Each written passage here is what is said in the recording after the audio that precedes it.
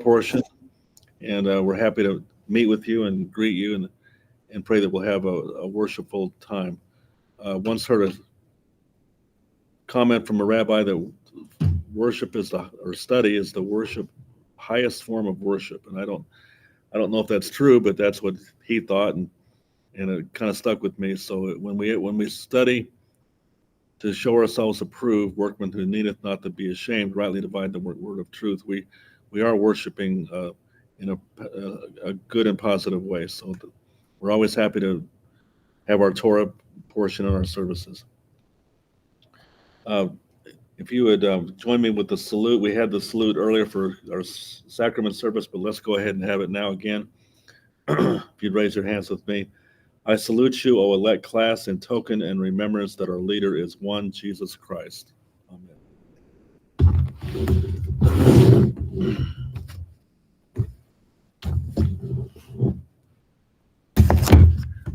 The next thing we do by tradition is to, and this is on the advice of Moroni, one of his messages, we go ahead and speak the Shema. Shema means to hear, and the thing that we are reading that has the Shema in it is Deuteronomy 6, verses 4 through 9. So it begins with that Hebrew word Shema, but it's the English word hear. So verse 4, if you want to join me, that's fine. Hear, O Israel, the Lord our God is one Lord, and thou shalt love the Lord thy God with all thine heart, and with all thy soul, and all thy might.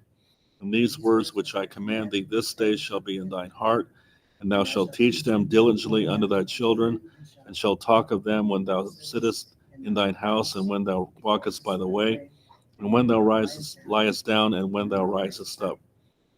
Thou shalt bind them for a sign upon thine hand, and they shall be as frontlets between thine eyes. And thou shalt write them upon the posts of thy house and on thy gates. Beautiful words, wonderful words.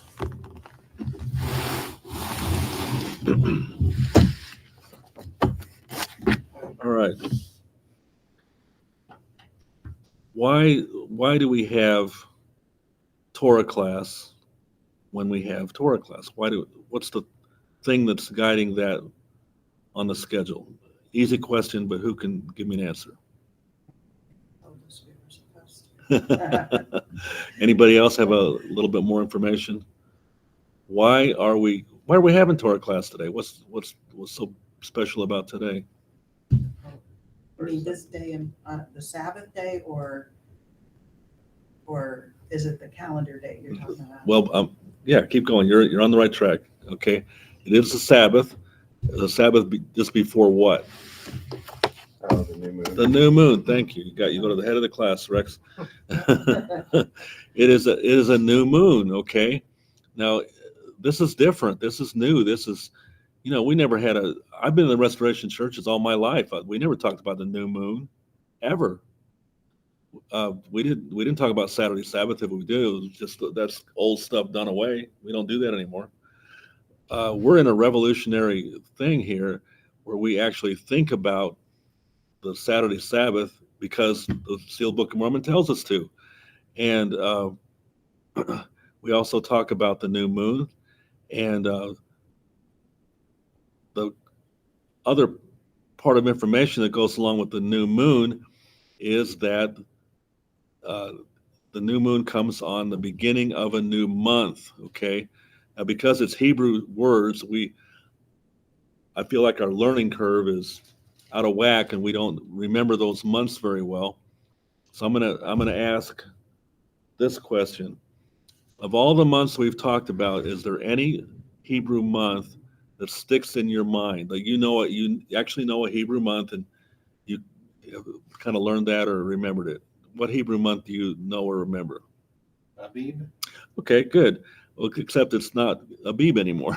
That's a Bible word, and that's a good word, and it still relates to the calendar. Isn't it in the Sealed Book? Oh, Called by two different names, isn't it? Yeah. So right now it's being referred to as Nisan. Okay. Anyway, that's good. You remembered one. That was great. The ones that stick out in my mind are like Nisan. Then the 6th month is Elul, and the 7th is Tishri. The other ones I'm a little fuzzy on, so I have to have a list. And a lot of times I'll include a handout that have the list of the months. So I didn't do that this month. So Rex has got our Torah schedule up there, but this is actually the we've passed through the fall feast time, starting with Elul and then Tishri. Now we're into the 8th month on the Hebrew calendar, which is called Sheshvan. Okay, Sheshvan. And we're leaving Sheshvan behind, and Monday is the new moon and the new month, and that's Kislev. And the event that we remember in Kislev oftentimes is Hanukkah. Okay, and then we close out the year with, or close out our calendar, our American calendar, with Tevet in December. There's still 2 more months, Shavat and Adar. So the very first month is actually Nisan, the one that Tyler was talking about as Abib. Okay, so Abib is still a good word. I do believe it is in the Sealed Book of Mormon, and it's in the Bible. So that's when the barley ripens, and the Lord says that is the beginning of months for you. Okay, so I want, just as a preliminary, I want you to know that we're in the 8th month, and that'll start Monday, and we're having a new moon, and that is what sets our Torah schedule. So Torah orients toward the calendar very importantly, very significantly. Okay, what Rex did put up there is that we have come to the end of a Torah cycle. Okay, that's another important thing that we've had introduced into our Torah class, is that we have an actual Torah cycle, and it ends after the fall feast. So it ended in around the time of Tishri, or the 7th month, and then we have some final calendar events like Simchat Torah and Shemini Atzeret and things like that, things that we haven't covered at great length here in this Torah class. But our first year, we did cover those events. So when that all concludes, then we start a brand new Torah cycle. And right here on the handout that Rex has up there, if you look at is October 14th visible there, Rex? That's right at the top. Right. Okay, good. It is. That's the very first established Torah reading or parashat or lesson that pertains to the Torah cycle. And we're going to read a little comment about that in just a minute. But the very first one was Bereshit. And then because we don't meet every week, we skip a few of them. Like we did not have a formal lesson on Noach or Leka or Vayera. But here we are at November the 11th, and so we're going to talk about Sarah. Don't know how to say that, Kaye Sarah. That'll be our Torah lesson for today. Okay, so that's important, that you're oriented, that you know where you are in anything in life, and especially in religion and Torah. And we're very pleased that we know that Jesus was on a Torah cycle when he was on earth. When he came out of the wilderness and he went to the synagogue, he was on a Torah cycle. They handed him this scroll, and there's not only a Torah lesson, but it was called a Haftorah, which is the prophets. The Torah comes from the law, and the Haftorah comes from the prophets. And then there's the third part of that is called the other writings. And so what they handed him was the Haftorah that he read from that, I believe was from Isaiah. So these are established things that have been down through history. And we're clueless. We didn't know anything about this. So we ignored it. We didn't practice it. We didn't do the feast days. And one thing I've said in the past is that these feast days are appointed times and dress rehearsals, all for the kingdom, the marriage supper of the Lamb. And we missed every one of them in our previous life, in our previous life of religion. We lost our orientation toward this, even though it was presented to us in early church history, but we lost it almost immediately. Does anybody know? That's kind of a hard question, but does anybody know when all this Hebrew stuff was presented to the church in early church history? When was that? The time of Moses? Pardon me? Are you talking about all of this? Talking about the restoration. Right, in the restoration, Oh, in the Current- restoration. in the very early church. How would we have been able to catch on to this and start learning about it and be introduced to it? What happened in church history? Because a lot of people will say, well, Joseph Smith never taught that. I don't have to do that stuff that Joseph Smith never taught that. Well, did he or didn't he? Does anybody know? Okay. You shared before, I believe. Yeah. Rabbis. There, Oh, that's right. Yeah, I Currently- should know you are that. firmly entrenched at the head of the class, right there. Okay, great. We had a rabbi, for Pete's sake. We had a rabbi. Who's our rabbi in America today? Who would you say is our rabbi? Jonathan Cahn, wouldn't you say? Do you ever watch him or hear him? Occasionally. He's very I consider Mauricio our rabbi. well. Zippy's teacher. I'll go along with that. But in America, as far as for the kind of the Gentile congregation of America, who has risen to the top and presents rabbinical or Torah teachings or Bible insights from a Jewish Hebrew standpoint, is Jonathan Cahn.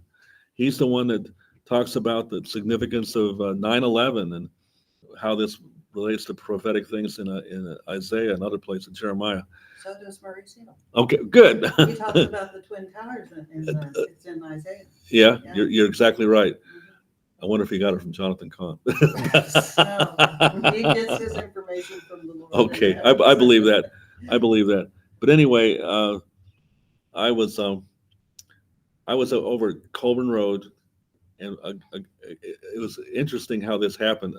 We were having like an early morning, kind of a prayer service or something, and a guy walked up to me and he handed me this cassette, and he says, "I think you ought to listen to this." It was Jonathan Cahn talking about the Twin Towers and stuff, and I took it home. And later on, when we had a Hebrew Roots class right here in this room in about 2010, Lane Harold. Did anybody know Lane Harold? Okay, Lane Harold was one of the presidency in the Remnant Church, and he was here that day when we presented that cassette tape, and he borrowed it and he wrote a book on it. You talking about going to the head of the class? How would you like to have a president of a church attend your class and then write a book on something you presented? I mean, it was unbelievable. It was a highlight of my life, one of the highlights of my life. And he turned into our best student. He was always here and supported the class tremendously. And you don't get that. We're not experiencing that here for some reason. I don't see any church presidents coming in here, but they should, and they could, and maybe they will. By the grace of God, maybe they will. But I had that. I had that right here in this room. I was completely flabbergasted that took place. Anyway, so Lane heard the presentation of Jonathan Cahn, and Jonathan Cahn has done great things by pointing out. He's always commenting now on the Hamas-Israel thing. Many prophetic scriptural tie-ins, and he's commenting on that all the time. So I kind of lost my train of thought, but I'm not sure just where I was headed with that. But I'm glad I was able to update you with that. Question. Go ahead. So the cycle lasts 1 year, and then do they read actually the whole Bible or just excerpts from it? It is broken down into excerpts. It's a way of doing the whole Bible, the whole Torah, and they divide it into lessons.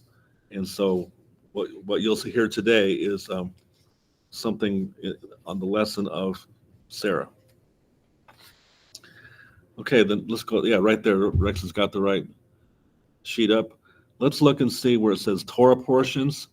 This gives a good little intro about what we're doing. Torah portions are that's their presentation, 119 Ministries. I don't have to say too much about that because I've talked about that a lot in the past. It's a wonderful ministry that's based on Psalm 119. And Psalm 119 is a beautiful, beautiful psalm that talks about the law, the prophets, the statutes, the judgments, the principle, all kinds of things about the commandment, law and commandment, the commandments. And so it says Torah portions are a systematic teaching schedule that includes a portion of scripture from the Torah, the prophets, and the Brit Hadashah, or the New Testament each week. Who can tell me, and we've talked about this before, it's been a while, but who can tell me what Torah, prophets, and Brit Hadashah, or New Testament, or other writings, what word defines that or summarizes that? Who can tell me? It's the word Tanakh, okay? So we're oriented toward the Tanakh. Tanakh is an acronym. It's just like Giacomo or Tanikomo or something like that. So what does Giacomo stand for? What does it stand for? Jackson County, Missouri. Well, Tanakh is the exact same thing, T and K. So what is the T part? Torah, right? So what's the N part? It's Nevi'im, or prophets. What is the K part? Ketuvim, or other writings. So that, this group is right on target here. They're so beautifully oriented toward their job and what they want to put forth and accomplish. So we're talking about lessons from scripture lessons from the Torah, the prophets, and the Brit Hadashah, or the New Testament each week, or the other writings. That's Tanakh. If you have a pen, write in there. If you have a handout, maybe you don't have a handout, but if you do, write Tanakh in there. This schedule is known all over the world and serves as a great way to facilitate discussion and learning with others in the body of the Messiah. Isn't that interesting that this is a universal schedule, and by being on a Torah cycle, we're connecting with a universal thing that goes all the way back to Christ and way before. He was on a Torah schedule, and now we're on a Torah schedule. We're one of the few places in Independence or anywhere, unless they have Hebrew roots thinking or training, that is on a Torah schedule, other than the Jews. And the Jews, of course, are definitely on a Torah schedule. But you know what? The Jews are very secular, and sometimes I could kind of take all this for granted, and they don't think anybody else would relate to it or be interested in it. And this is when the Lord says, "I will provoke them to jealousy." Imagine if they knew that Gentiles or other people, other religions that were part of Israel, were on a Torah schedule and loved the Torah as much or more than they did. So we have to begin to have a great love for our religion and understand what a glorious religion we have. Well, I remember what I was trying to go back to. Okay, let's go back to that for a minute. So when in church history we talked about this rabbi, we had a rabbi in the church or coming to the church. Joseph Smith knew or was inspired by God to get a rabbi to the church, and he did this 3 times. The first 2 flaked out for different reasons. I mean, imagine doing this in 1836. This is unbelievable. It's hard to travel, it's hard to communicate, it was hard, everything was hard. And he sent for this rabbi, and the rabbi came, but then he flaked out immediately. Then he sent for another rabbi, and that rabbi flaked out. And then he sent for another rabbi, and this rabbi was Rabbi Sixus, whose father, I believe it was, or grandfather, was prominent in the American Revolution, and I believe it might even be one of the signers of the Declaration of Independence. I could be wrong on that, but I believe that his relative was known for that. So this is our church, the Restoration, Joseph Smith, had a rabbi come to Kirtland and teach. And you can go up to Kirtland anytime you want and pick up a little syllabus or whatever it's called. It's a beginner's Hebrew document that shows what Rabbi Six is. It's a supplement. So it's part of what he was teaching in the School of the Prophets in Kirtland. And he did this for about 3 weeks.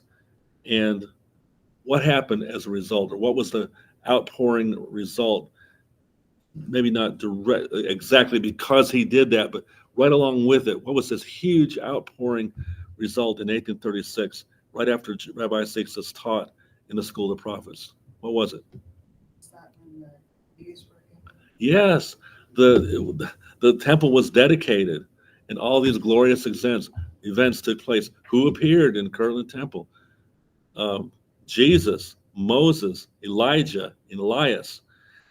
I had one of my cousins. He rebuked me. He says, "Well, Elijah and Elias are the same person." I said, "No, they're not. Look in church history. They're different." And then in Mark 3:9, I believe it says Elias is John the Baptist. So these 4 great heroes of all of life appeared in the Kirtland Temple. The Jews still today set a place at their Passovers for Elijah, waiting for him to come. Well, guess what? He came. He came to Kirtland Temple, and this is part of our history and our heritage. And we could have caught on to this. We could have incorporated this into our religion, into our religious experience. But there were naysayers in the group, like W.W. Blair, famous men that you've heard of, that said, "No, we don't need any law. We don't need that stinking law." They nullified it. If you look at the sermons that were preached in the dedicatory services, you had kind of a point counterpoint. You had Joseph Smith lobbying for more things along this Hebrew roots line, and then you had people like Sidney Rigdon saying, "No, we don't need any of that." So they prevailed, and they cut it off right. They nipped it in the bud, and they got rid of all this Hebrew stuff right at the very beginning. But it was there. It was a precedent. So I'm standing on that precedent. We had it available to us. We didn't need to leave it behind, and here it is coming back under the sealed Book of Mormon. Thank God for that. This is a very visionary church, very prophetic in every conceivable way, and we're blessed and fortunate to have a Torah schedule, which is putting us back on track for the holy things, the marriage supper of the Lamb, and the things that will establish the kingdom of God on earth. So I love that little opening paragraph there. Known all over the world, serves as a great way to facilitate discussion and learning with others in the body of the Messiah. Thank you, Brother Tyler. Oh, go ahead. Yeah. Oh, just had one other question. So, the Torah and the Haftorah is the same as the Jewish cycle? Yes. Then Yeah. do they include any of the other writings in there from the They do. Testament? Okay. And I don't know which. We I don't know have how that they- in this one, though. That's a good question. I don't know how they would define other. Well, they wouldn't define it as Brit Hadashah, but they would define it as Psalms Psalms, yeah. or okay. other books in the Bible. Right. So when I was in Torah class with Dr. Gary Skinner here in Independence, he defined it as church history. he put all kinds of stuff in it. So the other writings can be a lot. Okay. Okay. But they're not part of the Torah cycle, just the prophets and the Torah itself. Is that Yes, exactly. That's part of the Torah cycle. okay. But they would include they would include in the other writings. They would include the other writings from the Bible. Okay, from the Bible. All right, let's continue on this handout. We're ready for the part where it says Sarah's death and burial. So we're in Genesis 23, verses 1 through 25. 23:1 through chapter 25, verse 18. Sarah lived 127 years.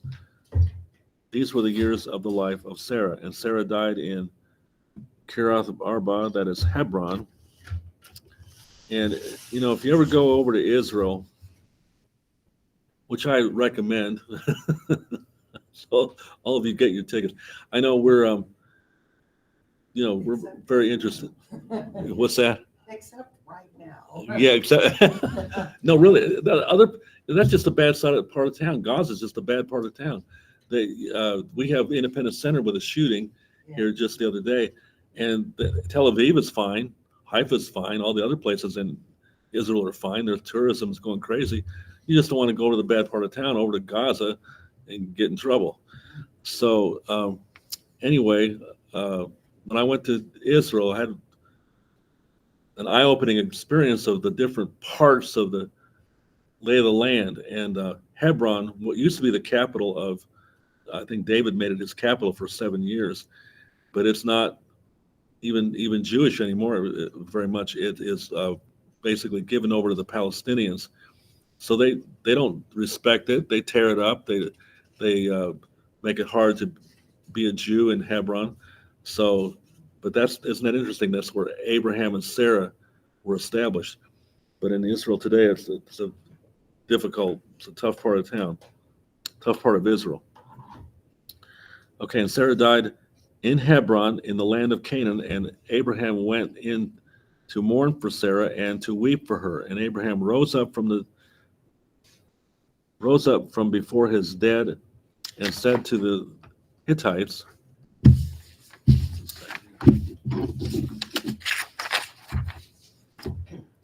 I'm a sojourner and a foreigner among you. Give me property among you for a burying place, that I may bury my dead out of my sight. The Hittites answered Abraham, Hear us, my lord. You are a prince of Elohim. That means God, with different attributes of God attached to it, such as it might be his covenant name among us. Bury your dead in the choicest of our tombs. None of us will withhold from you his tomb to hinder you from burying your dead. Abraham rose and bowed to the Hittites and the people of the land, and he said to them, If you are willing that I should bury my dead out of my sight, hear me and entreat for me Ephron the son of Zohar, that he may give me the cave of Machpelah, which he owns. It is in the end of the field. For the full price, let him give it to me in your presence as property for a burying place.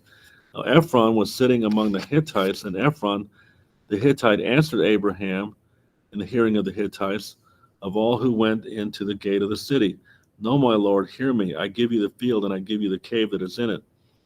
In the sight of the sons of my people, I give it to you. Bury your dead. And Abraham bowed down before the people of the land.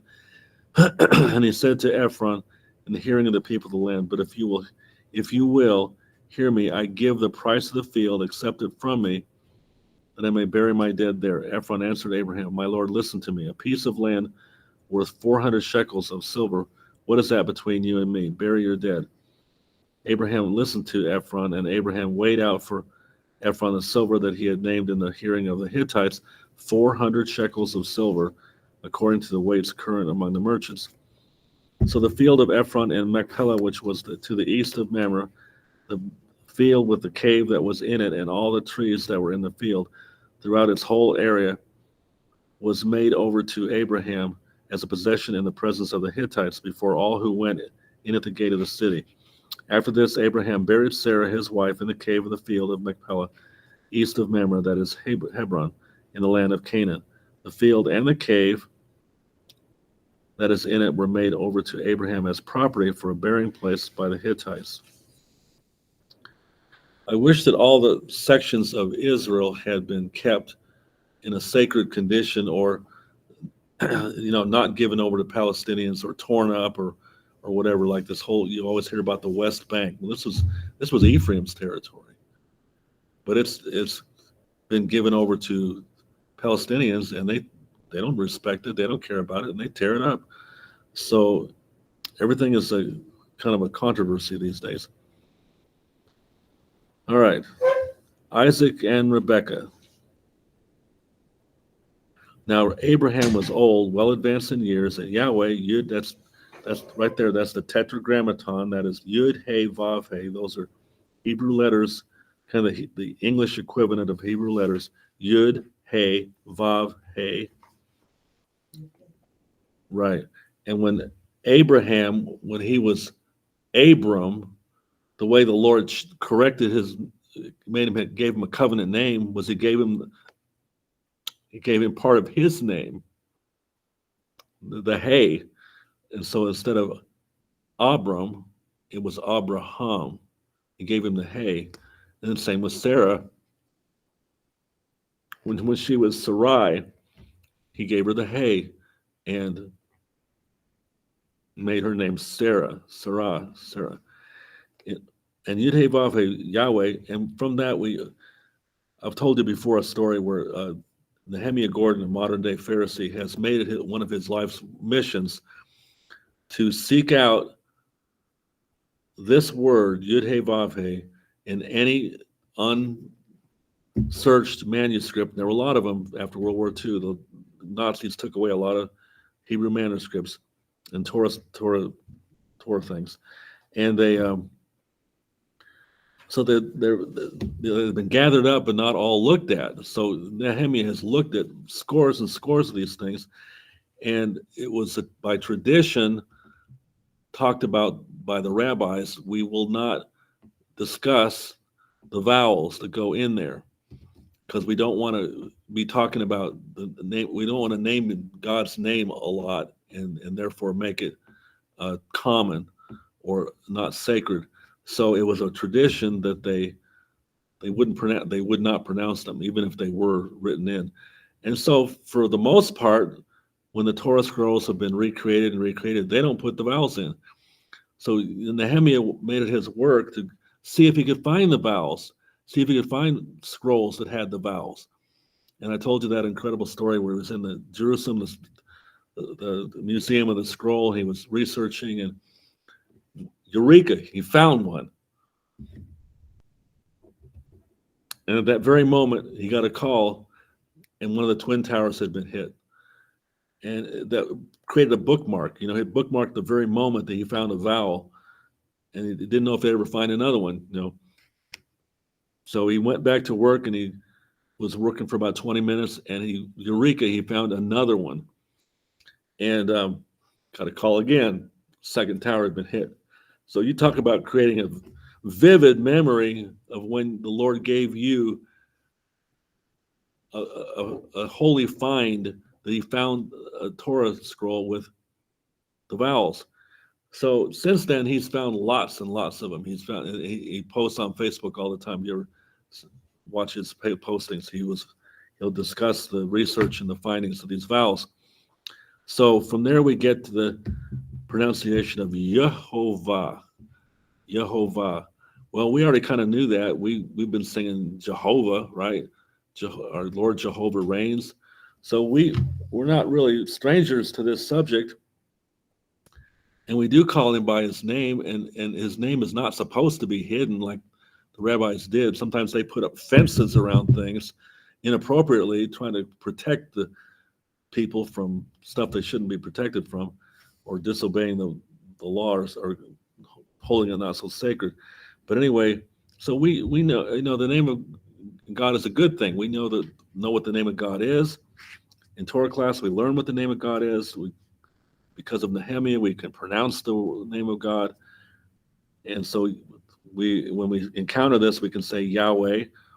And in popular music, you've got great songs written about Yahweh. And Yahweh had blessed Abraham in all things.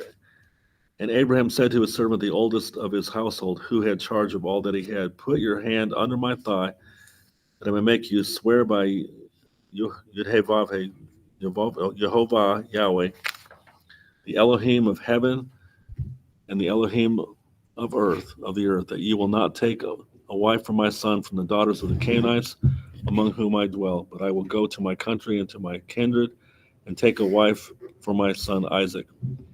The servant said to him, perhaps the woman may not be willing to follow me to this land. Must I then take your son back to the land from which you came? Abraham said to him, see to it that you do not take. The more you look at it, it's so dramatic, it's so human, it's so practical. And then the God intervenes and says, see to it that you do not take my son back there. Yahweh, the Elohim of heaven, who took me from my father's house and from the land of my kindred, who spoke to me and swore to me, to your offspring I will give this land. He will send his angel before. Do we have that kind of faith? Do we think, don't worry, God will send an angel to walk with you. He will send his angel before you, and you shall take a wife for my son from there. That's why Abraham was called the father of the faithful. This is huge. This is great faith. This is what we should emulate. But if the woman is not willing to follow you, then you will be free from this oath of mine. Only you must not take my son back there. So the servant put his hand under the thigh of Abraham, his master, and swore to him concerning this matter. Then the servant took 10 of his master's camels and departed. Well, these guys were rich. I mean, they were very wealthy and very prominent, and they made a huge production out of this. And the servant took 10 of his master's camels and departed, taking all sorts of choice gifts from his master. Then he arose and went to Mesopotamia, to the city of Nahor. And he made the camels kneel down outside the city by the well of water at the time of evening, the time when women go out to draw water. And he said, O Yahweh, Yehovah, Elohim of my master Abraham, please grant me success today, and show steadfast love to my master. I just had a flash in my mind about the prayer. The Lord loves prayer. He commands prayer. He ordains prayer. He works with people that they'll say a prayer, even though the Lord knew in advance something. He'll say a prayer for so and so, and he didn't have to do that, but he ordains that prayer should be offered. And I heard a testimony just recently where the Lord told a young girl, he said, ask. And so her mother was sick, so she didn't know exactly what the Lord was saying to ask for, but she just assumed in her 10-year-old mind, she assumed that she was going to ask the Lord for a birthday present, which would be for the healing of her mother. So she asked that her mother be healed, and she heard the Lord say, done. Isn't that glorious? The Lord said, done, and the woman was healed. So here we have a wonderful prayer offered by a faithful servant. Give me success today and show steadfast love to my master Abraham. So maybe something that was, if we knew the whole story, maybe the Lord was actually uttering the word done when he said that, because that's how the story turned out. Behold, I am standing by the spring of water, and the daughters of the men of my city, of the city, are coming out to draw water. Let the young woman to whom I shall say, please let down your jar that I may drink, and who shall say, drink, and I will water your camels. Let her be the one. Let her be the one whom you have appointed for my servant Isaac. By this I shall know that you have shown steadfast love to my master. The Lord loves preposterous things a lot of times. He loves you to ask a big question, ask a big request. Heard a testimony of a guy who was single and desperately looking for a wife, and he said, well, Lord, I'm going to give you a list of, this is my list. I can only hope that you'll fulfill it. And at the end of this list, he tacked on, and she has to water ski. And so he met this woman, and she seemed to be meeting all the requirements and everything that he looked for. Who knows what he asked for? She wants to be a mother. She wants to be a good wife. She wants to know the Lord. She wants to read her scripture. He wants to read her scripture. And whatever he asked, and she just happened to mention, just last week I learned to water ski. So the Lord loves, he loves when you ask a big thing that's, Becky did this. It's just hard to believe, but I'm just going to tell it. I've told it before, but I'll tell it again. Becky decided after she was widowed that she wanted a companion. She wasn't happy not having a companion. So she asked the Lord for three things. She asked when she wrote them down on a piece of paper, she said that she asked the Lord that she would meet someone who was younger than her that could keep up with her. If you know Becky, she was a lifelong type A and had extremely good health and lots of energy until very late in life. It's only in this last few years, so probably since COVID, since 2020, that she began to have problems. I want them to be younger than me to keep up, to keep up with me. Then she said, I want him to be a priesthood member in good standing, because her husband had not been. Her other husband, her first husband, had not been. In fact, he was a scorner and was alienated from God and had taken offense at a situation in his youth where he had taken the girl home. Then the father accused him of keeping her out too late and not going by the rules. So he got real mad at the husband, and the husband in turn got mad at God. Why'd you let me be falsely accused? And he never let up. He never quit. He was always alienated from God after that. So Becky put that in her prayer. I want him to be a priesthood member in good standing. And then she tacked on, I want him to love the Torah as much as I do. She had been attending Dr. Gary Skinner's Torah classes here in Independence. If you don't know him, he's fairly well known. He's a doctor. He's an DO, I think, a doctor. As a matter of fact, he had an office right by Independence Center. And so the way she met me was I was substitute teaching at Colburn Road, and turned out to be that was an incredible thing that just kept happening. The teacher of this inquirer's class was always not there, and so he figured out that he could ask me anytime. So I was substitute teaching, and Becky came in one day and she sat down, and that day I'd been inspired to include something I learned from Jan Fountain from her book, What is the Promise of His Coming? And she wrote basically a Torah book about the feasts of the Lord. And I decided to summarize those 7 feasts and make it into a list and then pass it out and say, I believe that this is something the Lord will be fulfilling, the reestablishment of these feasts for the coming of Zion. Well, Becky was completely stunned and blown away. This is not talked about in at Colburn Road or the Restoration or anywhere else or the Elders Conference. And here this guy's handing out a handout, a Torah handout, a list of 7 specifically, which is a Torah thing.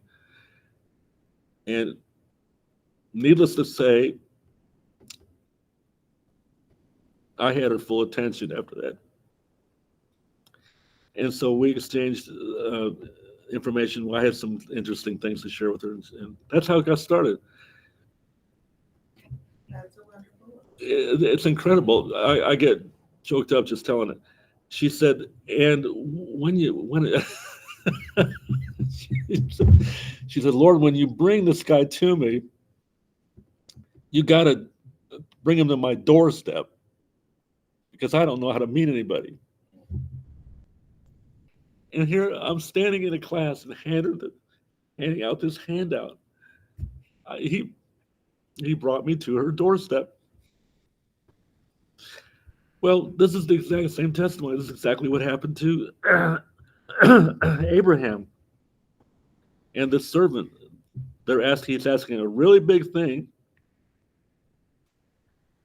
and the Lord is gonna do it.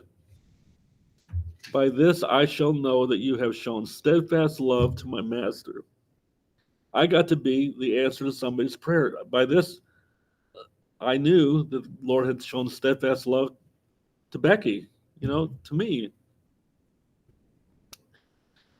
Before he had finished speaking, behold, Rebecca. And isn't that interesting that I have a Rebecca? Oh my gosh. Well, if we get past page 3, it'll be a miracle, I tell you. Who was born to Bethuel, the son of Milcah, the wife of Nahor, Abraham's brother, came out with her water jar on her shoulder.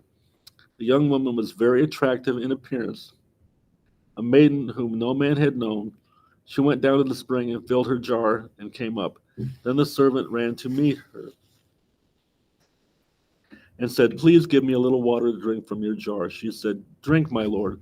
And she quickly let down her jar upon her hand and gave him a drink. When she had finished giving him a drink, she said, "I will draw water for your camels also until they have finished drinking." That must have been a lot of work. So she quickly emptied her jar into the trough and ran again to the well to draw water, and she drew for all his camels. The man gazed at her in silence to learn whether Yahweh had prospered his journey or not. When the camels had finished drinking, the man took a gold ring weighing half a shekel and 2 bracelets for her arms weighing 10 gold shekels, and said, "Please tell me whose daughter you are. Is there room in your father's house for us to spend the night?" She said to him, "I am the daughter of Bethuel, the son of Milcah, whom she bore to Nahor." She added, "We have plenty of both straw and fodder and room to spend the night." The man bowed his head and worshipped Yahweh, and said, "Blessed be Yahweh, Jehovah, the Elohim of my master Abraham, who has not forsaken his steadfast love for his faithfulness toward my master. As for me, Yahweh has led me in the way to the house of my master's kinsman." Then the young woman ran and told her mother's household about these things. Rebekah had a brother whose name was Laban. Laban ran out toward the man to the spring. As soon as he saw the ring and the bracelets on his sister's arms, he heard the words of Rebekah, his sister. Thus the man spoke to me. He went to the man, and behold, he was standing by the camels at the spring. He said, "Come in, O blessed of Yahweh. Why do you stand outside? For I prepared the house and place for the camels." So the man came to the house and unharnessed the camels and gave straw and fodder to the camels. And there was no water, and there was water to wash his feet and the feet of the men who were with him. Then food was set before him to eat, but he said, "I will not eat until I have said what I have to say." He said, "Speak on." This is a faithful guy. He won't take no for an answer. He's just ready to fulfill his job. And he said, "I am Abraham's servant. Yahweh has greatly blessed my master, and he has become great. He has given him flocks and herds, silver and gold, male servants and female servants, camels and donkeys. And Sarah, my master's wife, bore a son to my master when she was old, and to him he has given all that he has. My master made me swear, saying, 'You shall not take a wife for my son from the daughters of the Canaanites, in whose land I dwell, but you shall go to my father's house and to my clan and take a wife for my son.' I said to my master, 'Perhaps the woman will not follow me.' But he said to me, 'Yahweh, before whom I have walked, will send his angel with you and prosper your way. You shall take a wife for my son, for my clan, and from my father's house. Then you will be free from my oath when you come to my clan. And if they will not give her to you, you will be free from my oath. I came today to the spring and said, O Yahweh, the Elohim of my master Abraham, if now you are prospering the way that I go, behold, I am standing by the spring of water. Let the virgin who comes out to draw water, to whom I shall say, please give me a little water from your jar to drink, and who will say to me, drink, and I will draw your camels also, for your camels also. Then let the woman whom Yahweh has appointed, let her be the woman whom Yahweh has appointed for my master's son. Before I had finished speaking in my heart, behold, so the Lord looks on the heart. Let that be known. He looks on your heart. Behold, Rebekah came out with her water jar on her shoulder, and she went down to the spring and drew water. I said to her, please let me drink. She quickly let down her jar from her shoulder and said, drink, and I will give your camels drink also. So I drank, and she gave the camels drink also. Then I asked her, whose daughter are you? She said, the daughter of Bethuel, Nahor's son, whom Milcah bore to him. So I put the ring on her nose, yikes, and the bracelets on her arms.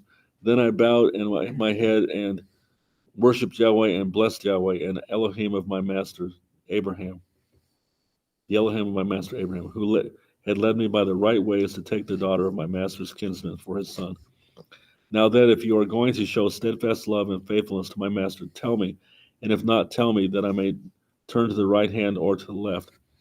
Then Laban and Bethuel answered and said, the thing has come from Yahweh. We cannot speak to you good or bad. Behold, Rebekah is before you. Take her and go, and let her be the wife of your master's son, as Yahweh has spoken. I once heard an interesting phrase that said, all marriages are a business deal. And that certainly is part of it, because the woman needs security and the man needs to be responsible, and there has to be a good business plan in place for a marriage to get off on a good start.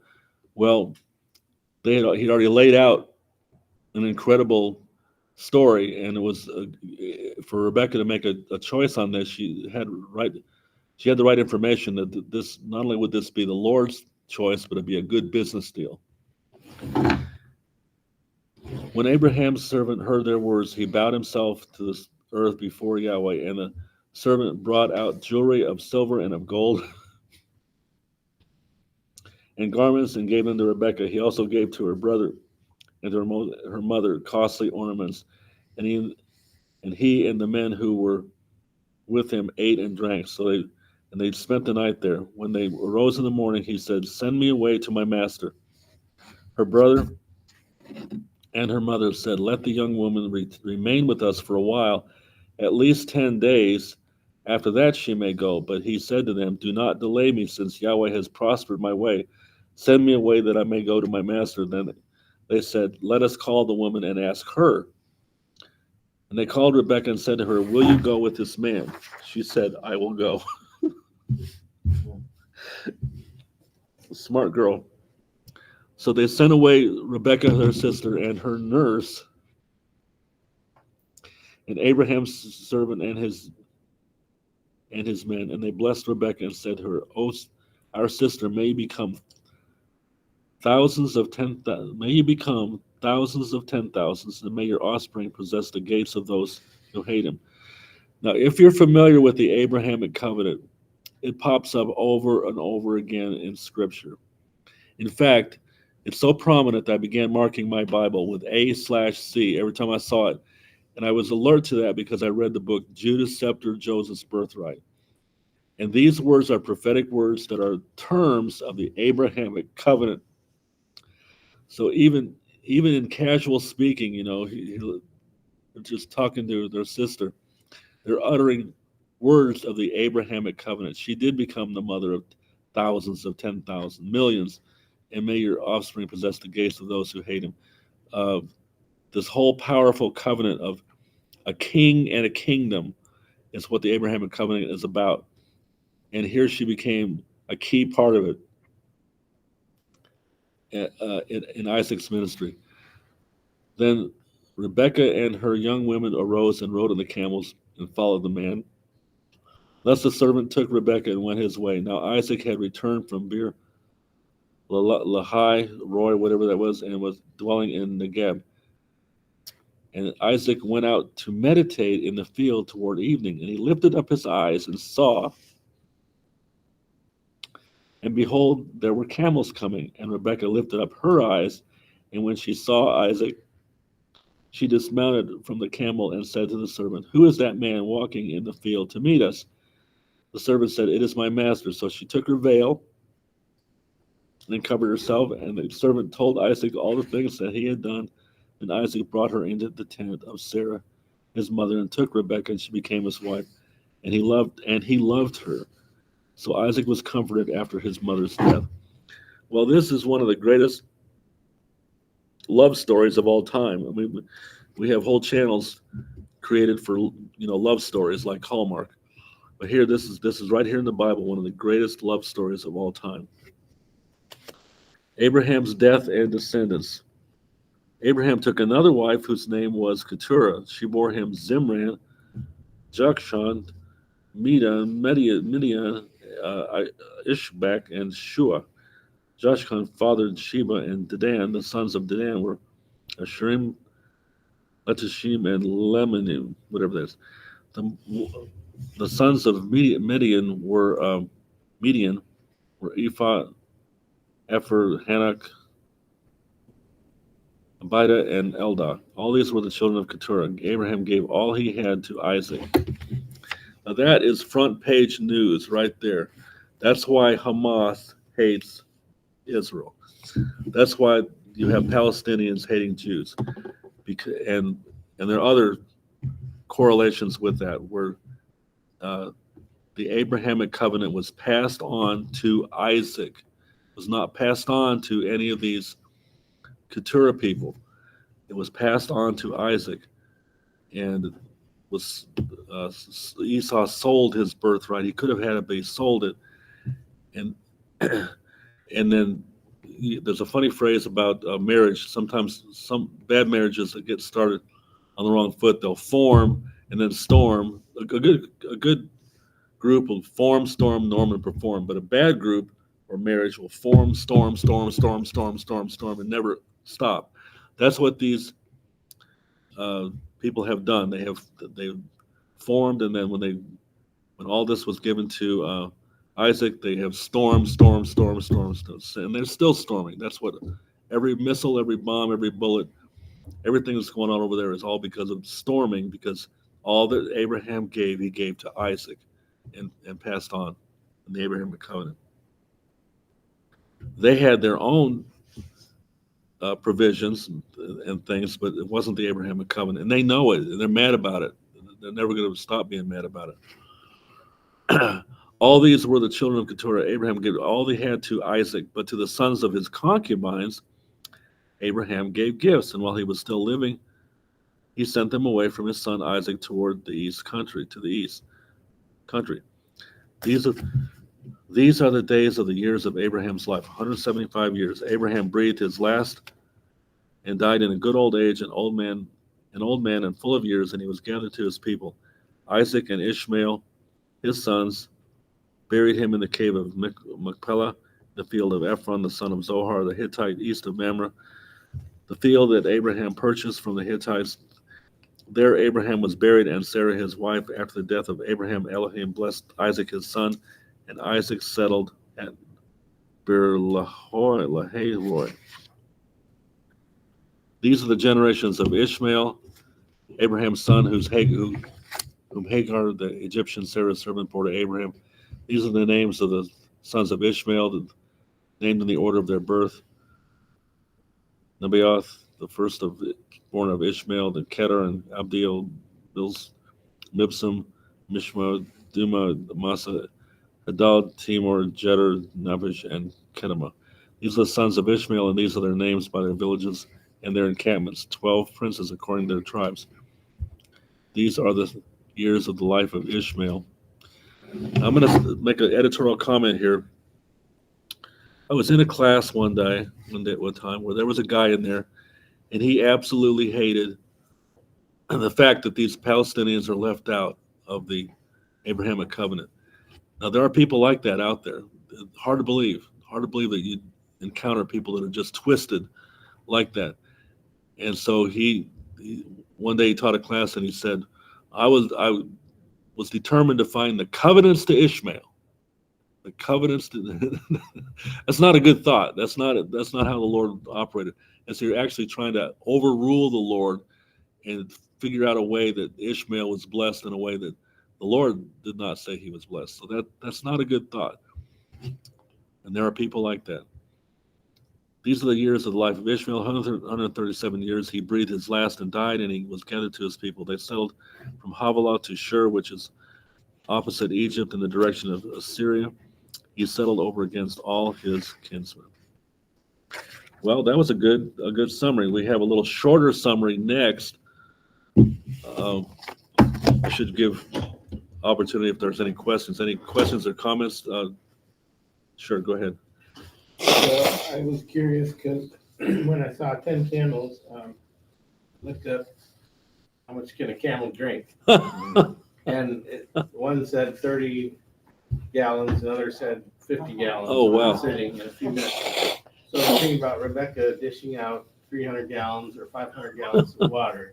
I think by the 200th gallon, probably was convinced it was the girl. Probably convinced what? That this was the girl for Isaac. But that was quite a, I never thought of it that Yeah. way. She had a jar, which couldn't have been too big because she went down for her own self, but then she says she gave the camels water as much as they wanted to drink. Wow, that's a good, So very it's a- interesting way to look at that. Thank you for bringing that up. Yeah, she had to work at that. She had to put in some work.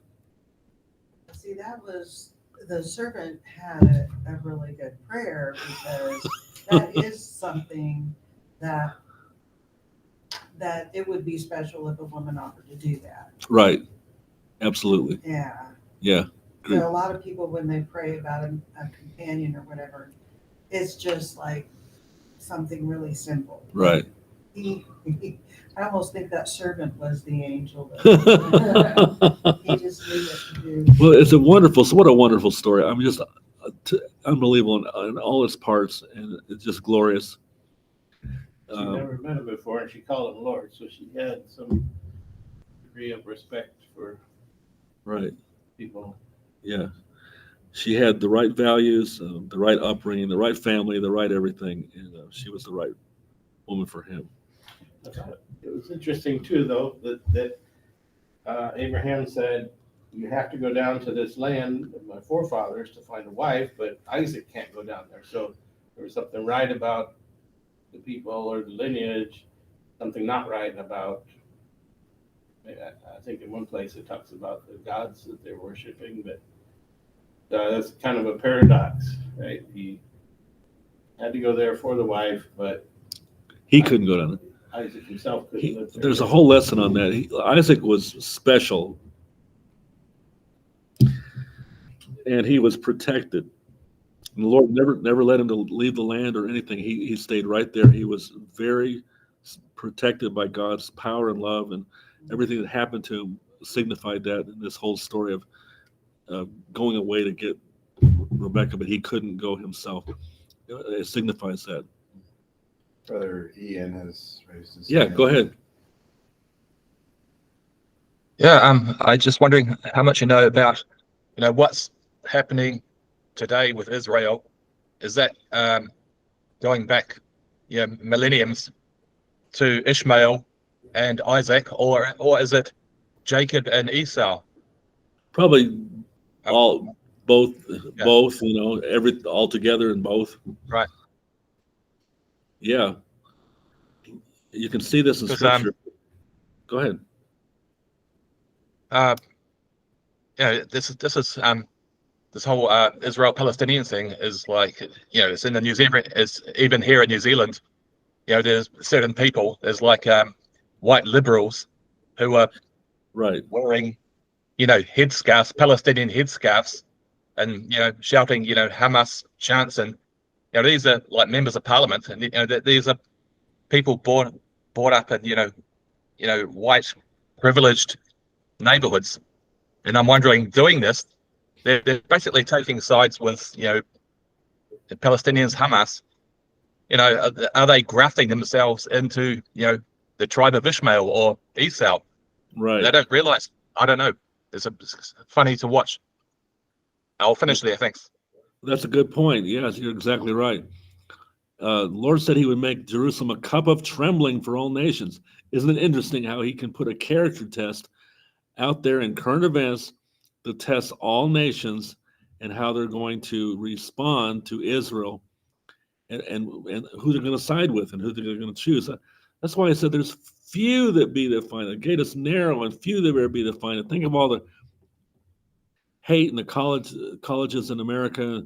The students are lining up in support of Palestine and all this, and they're justifying the slaughter of the Israelites by saying it's justified resistance against, that they twist every single fact of the whole story to make it look like Israel has oppressed the Palestinians, which is not the case.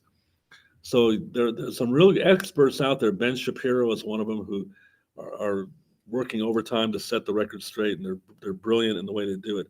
But this is a character test for absolutely everybody, especially those who have never read their scriptures.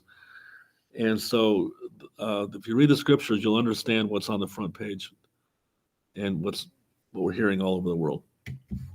All right, the next summary is much shorter, so I think we will go ahead and do it, and it'll help us get an idea. Tyler wanted to say something. Oh, go ahead. Yeah. Well, I was listening to a rabbi this week, and he pointed out something I didn't know, that so like in Genesis where it says the earth was full of violence, Mm-hmm. that word violence is also used like in Psalms. Hamas. Prophecy. I mean, yeah, it's pronounced Hamas, so Sorry to steal your thunder, but yeah, you're right. It's full of Hamas. Hamas, yeah. You're The word Hamas in Hebrew means violence. right. And there's judgments in Psalms against the violent in the land who do violence against Judah. So Right. you can point Absolutely. that out. Thank you for sharing that. That's exactly right. What's interesting to me is how the Lord, knowing the big picture, has to set up these horrible crises as character tests to refine his people further and further and further. And it's a hard thing. He has to create wars and calamities and invasions and just all manner of things like this before the character test is finalized. I could go on about that, but it's all in the Lord's wisdom and part of how He has constructed life. Okay, Parashat or lesson Kaya Sarah summary by Nancy Rubin Greenfield. Commentary on this lesson. Sarah dies at 127 years of age in Hebron in the land of Canaan. Abraham mourns her, then asks property owners there to grant him burial space so that he may bury his dead out of his sight. Knowing that Abraham is ennobled by God, we are willing to give Abraham the choice. They are willing to give Abraham the choicest land, but Abraham insists on paying for it. Only then does Abraham bury his wife in the cave of Machpelah in the land of Canaan. Feeling old, Abraham decides to find a wife for his son Eric. He says to his eldest servant, "Swear by God, the God of heaven and earth, that you will not take a wife from among the Canaanites, but that you shall go to my homeland and take a wife from among my kindred." The servant says, "What if the woman will not want to follow me in this land? Then shall I have your son go there?" Abraham responds, "Take heed that you do not bring my son back there. God, who took me from my father's house, will send an angel before you. If the woman should not want to go with you, then you'll be free from this oath." The servant swore to Abraham this oath and took 10 camels and some of his master's finest things and journeyed to the city of Nahor. He made the camels kneel down outside the city by the water well at the time of evening when the woman came to draw water. I'm really glad we read from the scriptures because it's so much more eloquent than just a summary. Get more detail. "Feed my camels." And the servant said, "Let it come to pass that the girl to whom I say, 'Please tilt your pitcher so that I may drink,' will respond with, 'Drink, I will give your camels water too.'" The servant had hardly finished speaking when Rebekah, a descendant of Abraham's brother, came down to the well and filled her pitcher. Abraham's servant ran to meet her, saying, "Let me please sip a little water from your pitcher." "Drink," she said, "then I will draw water for your camels too." Lots and lots of water, as Tyler mentioned. So she did so. The servants kept on gazing upon her in wonderment, holding his peace to know whether God had caused his journey to prosper or not. Only after the camels had finished drinking did the servant take a valuable ring of gold and 2 golden bracelets and ask, "Whose daughter are you, and is there room in your father's house for us to stay overnight?" Yes, come stay, Rebekah said after she explained her lineage. The servant bowed his head and prostrated himself before God, saying, Blessed be God, the God of my master Abraham. Rebekah then ran and told her mother what had happened by the well. Now Rebekah had a brother Laban, and Laban, seeing the gifts of gold on his sister, went to greet the man and invited him to come into the house. The servant of Abraham came and explained his mission. I'm a servant of Abraham. God has blessed my servant exceedingly so that he has become great. He is rich with animals and money and servants.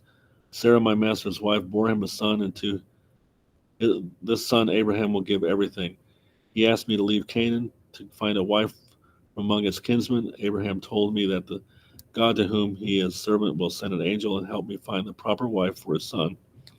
So I came to the well and waited to see if a woman might give me water and offer my camels water too. Rebekah came immediately and graciously did so. You know, I'd like to hear the rest of the story. I'd like to have Rebekah sit here and say, you know, I was just in my house and the spirit fell on me and said, go out. I'm sure there's more to it here.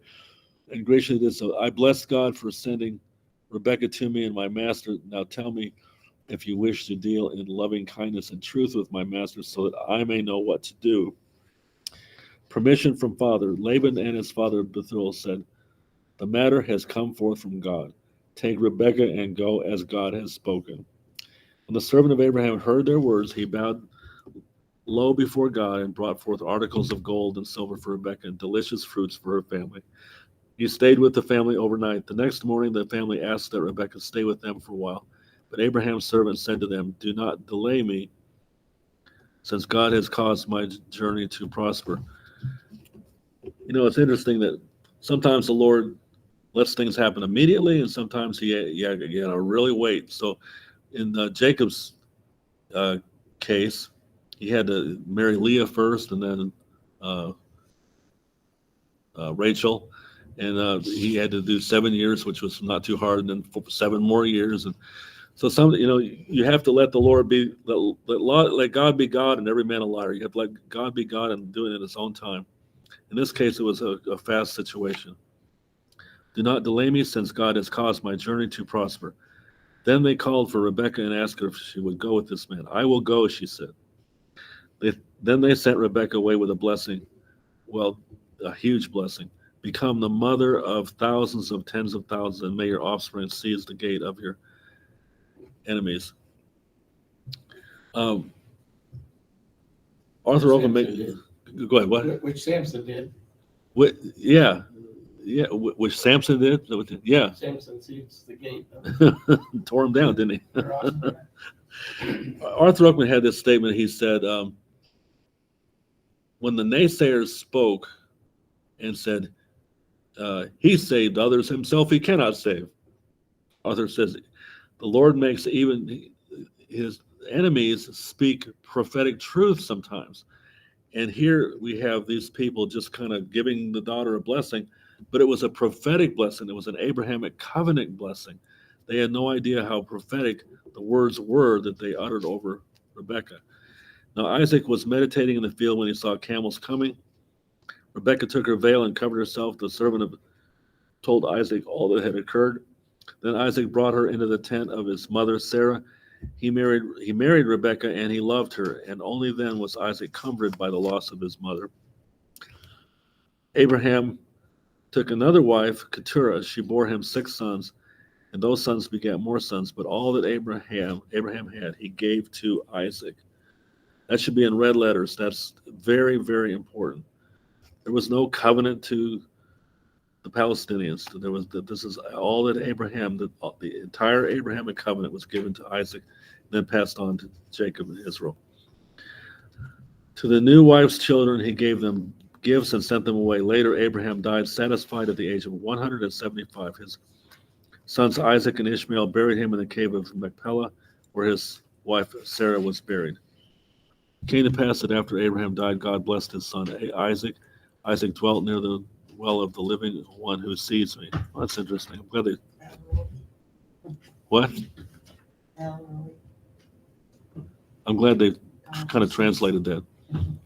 The descendants of Hagar who bore Abraham's son Ishmael are listed. Ishmael had 12 princes listed according to their tribes. Ishmael died at 137 years.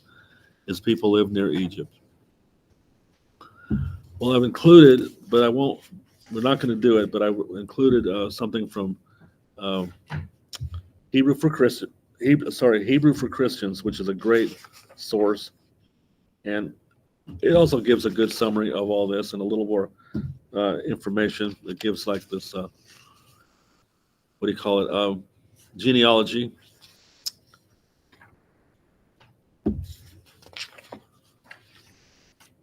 And then I even had another one. I'd rather kind of give you too much than too little, so I gave you another one to look at. So I hope you will find time to maybe look this up where it's posted online. And if I were you, I would make copies of this.